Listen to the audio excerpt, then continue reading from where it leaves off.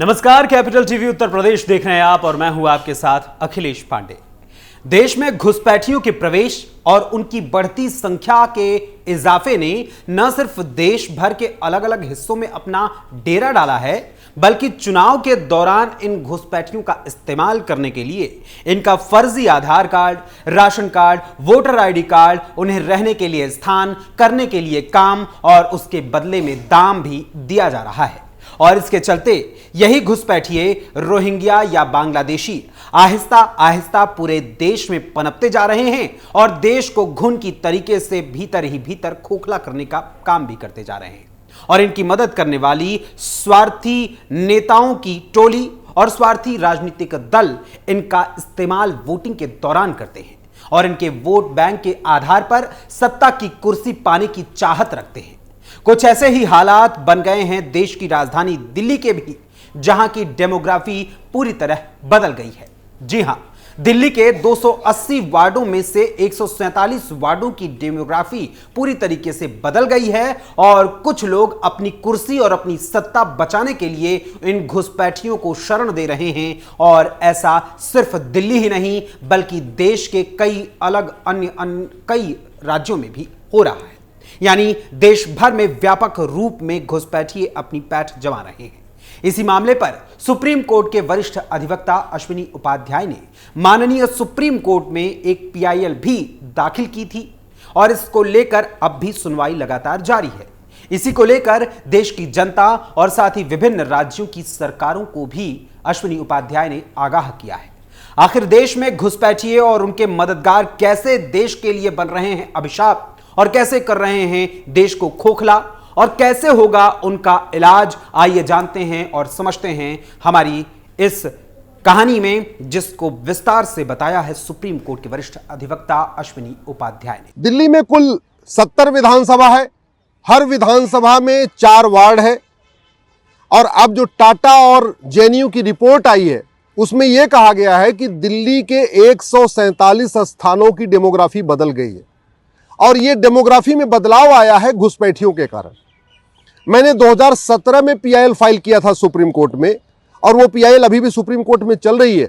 उस समय मैंने कहा था कि दिल्ली में 10 लाख घुसपैठिए रहते हैं, बांग्लादेशी और रोहिंग्या, और देश भर में टोटल 5 करोड़ बांग्लादेशी रोहिंग्या हैं। ये मैंने 2017 में बात बताई थी। अब उसी बात को टाटा और जेएनयू की रिसर्च ने भी प्रूव किया है। आज के सभी अखबारों के फ्रंट पेज की खबर है कि दिल्ली के 147 वार्ड की डेमोग्राफी बदल गई है। आप जरा सोचिए, दिल्ली में 70 विधानसभा है, एक विधानसभा में 4 वार्ड है। 4 वार्ड का मतलब कुल दिल्ली में 280 वार्ड है और 280 वार्ड में से 147 वार्ड की डेमोग्राफी बदली है। यानी 50% से ज़्यादा वार्ड की डेमोग्राफी बदल गई है और वो बांग्लादेशी और रोहिंग्या घुसपैठियों के कारण है। जो रिसर्च में बात आई है कि जो घुसपैठिए आ रहे हैं बांग्लादेश से या म्यांमार से, वो सीलमपुर जाते हैं, जामिया नगर जाते हैं, जाकिर नगर जाते हैं, सुल्तानपुरी जाते हैं, मुस्तफ़ाबाद जाते हैं, जाफराबाद जाते हैं, द्वारका जाते हैं, गोविंदपुरी जाते हैं। वहाँ कुछ दिन रहते हैं, उसके बाद फिर दिल्ली के अलग अलग एरियाज़ में काम करना शुरू करते हैं। सब्जी मंडी में काम शुरू करते हैं, फल मंडी में जाते हैं, कबाड़ का काम शुरू करते हैं, ऑटो चलाना शुरू करते हैं, घरेलू काम शुरू करते हैं, मिस्त्री का काम शुरू करते हैं, लेबर का काम शुरू करते हैं और इस काम को करते करते पूरे दिल्ली में फैल जाते हैं और फिर दिल्ली के अलग अलग जगहों पे उनकी झुग्गियां बनवा दी जाती है। इस जो रिसर्च है इसमें यह भी पता चला है कि घुसपैठियों ने अपने डॉक्यूमेंट भी बनवा लिए हैं। राशन कार्ड भी बनवा लिया है, आधार भी बनवा लिया है, वोटर आईडी भी बनवा लिया है, बर्थ सर्टिफिकेट भी बनवा लिया है, ड्राइविंग लाइसेंस भी बनवा लिया है। इस रिसर्च में यह भी बताया गया है कि घुसपैठियों ने जनधन खाता भी खुलवा लिया है और घुसपैठिए बाकायदा सभी सरकारी योजनाओं का लाभ भी ले रहे हैं। जो बातें मैंने 2017 में कही थी वो सारी की सारी बातें इस रिपोर्ट में आई हैं, सच साबित हुई हैं। मैं बार बार कह रहा हूं, केवल दिल्ली नहीं, भारत के जितने प्रमुख शहर हैं, जितने हमारे राज्यों की राजधानियां हैं, जितने हमारे राज्यों में बड़े बड़े शहर हैं, वहां सभी पे बड़े प्लान्ड वे में बांग्लादेशी रोहिंग्या घुसपैठियों को बसाया जा रहा है। और बसाया इसलिए जा रहा है कि जो हमारा ये कानून है फॉरेनर एक्ट, ये इतना घटिया है कि ना घुसपैठियों को सजा मिलती है, ना घुसपैठियों के मददगारों को सजा मिलती है। घुसपैठिए बॉर्डर पे 2,000 रुपए दे के आते हैं, अंदर आते हैं 2,000 रुपए में वो आधार बनवा लेते हैं। जब एक डॉक्यूमेंट बन जाता है 2,000 रुपए और देते हैं, राशन कार्ड बन जाता है। जब 2 डॉक्यूमेंट बन जाता है फिर वो दलाल को पकड़ते हैं, 2,000 रुपए में उनका बर्थ सर्टिफिकेट बनवा लेते हैं। फिर दलाल को पकड़ते हैं, 2,000 रुपए में उनका निवास प्रमाण पत्र बन जाता है। फिर वो जनधन खाता खुलवा लेते हैं। फिर किसी नेता को मिलते हैं, उनका वोटर आईडी में नाम जुड़वा देता है। लेकिन आज तक किसी घुसपैठियों की मदद करने वालों को सजा नहीं हुई। उसका मूल कारण है 1946 का बना हुआ ये घटिया फॉरेनर एक्ट। अगर ये घटिया फॉरेनर एक्ट नहीं खत्म किया गया, नहीं बदला गया, तो भारत में घुसपैठियों का आने का सिलसिला नहीं रुकेगा। घुसपैठी आते जाएंगे और यहां बसते जाएंगे और डेमोग्राफी बदलते जाएंगे। समाधान यही है कि ये तत्काल इस फॉरेनर एक्ट को बदला जाए और भारतीय न्याय संहिता में संशोधन किया जाए। इस बीएनएस में एक नया चैप्टर जोड़ा जाए, ऑफेंस रिलेटिंग टू इन्फिल्ट्रेशन। घुसपैठ नियंत्रण के लिए इस भारतीय न्याय संहिता में एक नया चैप्टर जोड़ा जाए। घुसपैठ को राष्ट्र की सुरक्षा के लिए खतरा घोषित किया जाए और सभी राज्य सरकारों से कहा जाए कि घुसपैठियों और उनके मददगारों पर एनएसए लगाएं। घुसपैठ को देश की एकता अखंडता के लिए खतरा घोषित किया जाए और सभी राज्य सरकारों से, सभी राज्यों के डीजीपी और चीफ सेक्रेटरी को रिटर्न में चिट्ठी देके कहा जाए कि आप घुसपैठियों और उनके मददगारों पे यूएपीए लगाइए। घुसपैठ को वेजिंग वॉर डिक्लेयर किया जाए। वेजिंग वॉर के लिए इस भारतीय न्याय संहिता में प्रावधान है। वेजिंग वॉर पे आजीवन कारावास, फांसी का प्रावधान है। लेकिन आज तक घुसपैठ को वेजिंग वॉर डिक्लेयर नहीं किया गया, इसलिए किसी भी राज्य की पुलिस घुसपैठियों पे वेजिंग वॉर की धारा नहीं लगा रही है। न घुसपैठियों पे वेजिंग वॉर की धारा लगा रही है, न उनके मददगारों पे वेजिंग वॉर की धारा लगा रही है। घुसपैठ एक संगठित अपराध है और जो संगठित अपराध होता है उससे निपटने के लिए सभी राज्यों के पास अपना कानून है। महाराष्ट्र के पास मकोका है, गुजरात के पास गुजकोका है, यूपी के पास गैंगस्टर एक्ट है, किसी राज्य के पास गुंडा एक्ट है। अलग अलग नाम से सबके पास कानून है, लेकिन उन कानूनों का उपयोग न घुसपैठियों के खिलाफ हो रहा है, न उनके मददगारों के खिलाफ हो रहा है। इसीलिए तत्काल सभी राज्य सरकारों को रिटर्न में चिट्ठी लिख के कहना चाहिए कि आप घुसपैठियों के मददगारों पे आप गैंगस्टर एक्ट लगाइए, मकोका लगाइए, घुसकोका लगाइए। घुसपैठ अपने आप में सबसे बड़ा देशद्रोह है और घुसपैठियों की मदद करना तो सबसे बड़ा देशद्रोह है।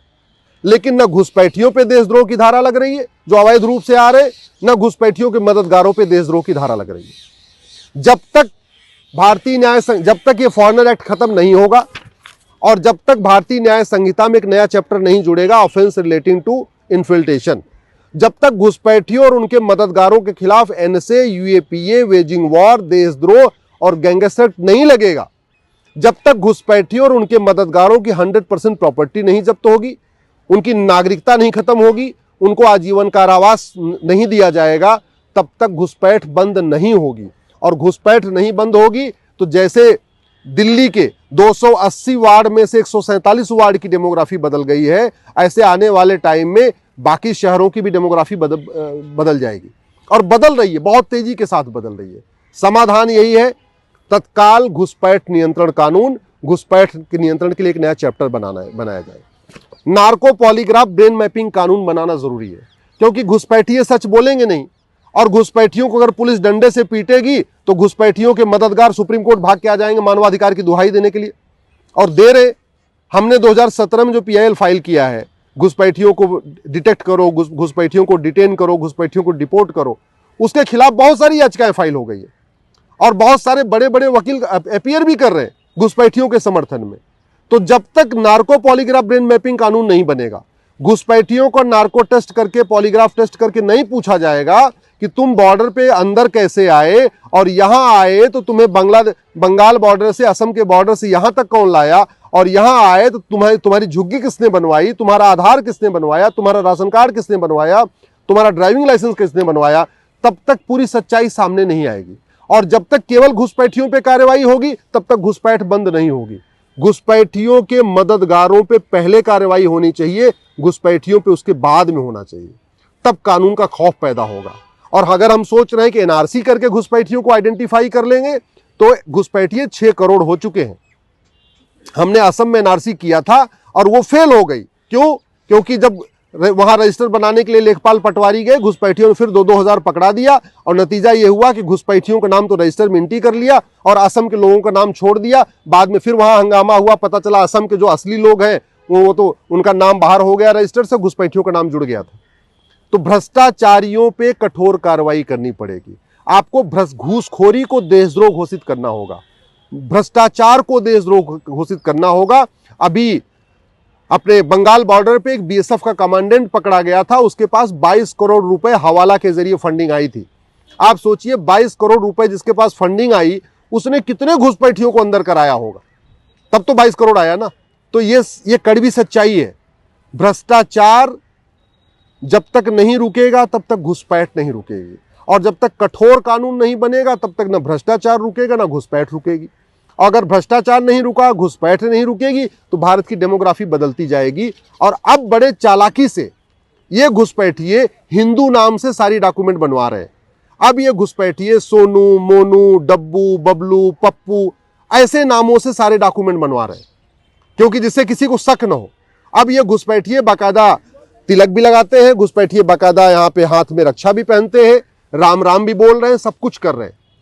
लेकिन ये कुछ दिन के बाद जैसे इनको मकान वकान मिल जाएगा, सरकारी योजनाओं का लाभ मिल जाएगा, फिर बोलेंगे अब तो हम कन्वर्ट हो रहे हैं, अब तो हम इस्लाम कबूल कर रहे हैं। ये कड़वी सच्चाई है। घुसपैठिए सारी सरकारी योजनाओं का लाभ ले रहे हैं, जहां झुग्गी वहां मकान, उस योजना का भी लाभ ले रहे हैं। केंद्र सरकार की वजीफा भी ले रहे हैं घुसपैठिए, केंद्र सरकार की जितनी भी जन कल्याणकारी योजनाएं हैं उसका घुसपैठिए लाभ ले रहे, राज्य सरकारों की जन कल्याणकारी योजनाओं का लाभ ले रहे, मुफ्त में राशन ले रहे हैं, मुफ्त में मकान भी ले रहे हैं, मुफ्त में लोन भी ले रहे हैं, मुद्रा लोन भी ले रहे हैं, सारी सरकारी योजनाओं का लाभ ले रहे हैं। क्यों? क्योंकि उन्होंने सारे डॉक्यूमेंट बनवा लिए। तो इनको एनआरसी करके ढूंढ पाना बहुत मुश्किल है। तरीका यही है, फॉरेनर एक्ट को खत्म किया जाए 1946 में बने हुए, नए वाले बीएनएस में एक चैप्टर जोड़ा जाए, ऑफेंस रिलेटेड इन्फिल्ट्रेशन। घुसपैठ को देश की एकता अखंडता के लिए खतरा घोषित किया जाए और राष्ट्रीय सुरक्षा के लिए खतरा घोषित किया जाए। घुसपैठी और उनके मददगारों पे एनएसए, यूएपीए, वेजिंग वॉर, देशद्रोह, गैंगस्टर एक्ट लगाया जाए। घुसपैठी और उनके मददगारों की 100% प्रॉपर्टी जब्त किया जाए, नागरिकता खत्म किया जाए, आजीवन कारावास देना शुरू किया जाए। जैसे ही 100-200 लोगों को ये सजा मिली, कठोर सजा मिली, उसके बाद तो जो घुसपैठियों के मददगार हैं वो खुद ही घुसपैठियों को ढूंढ ढूंढ के उनको बाहर निकालेंगे, उनसे खुद ही उनको भगाएंगे, फिर सरकार को कुछ करना नहीं पड़ेगा और सारे घुसपैठी अपने आप भाग जाएंगे। देश और देश के सभी राज्यों में कमोबेश इन घुसपैठियों ने अपनी जगह बनानी शुरू कर दी है और बना भी चुके हैं। वहीं इन घुसपैठियों के प्रवेश को पूर्णतः रोकने और इनकी मदद करने वालों के विरुद्ध जो कानूनी कार्रवाई करने की सलाह सुप्रीम कोर्ट के वरिष्ठ अधिवक्ता अश्विनी उपाध्याय ने दी है, उस पर आपका क्या विचार है, हमें अपने कमेंट्स के माध्यम से जरूर बताइएगा। फिलहाल अभी के लिए बस इतना ही।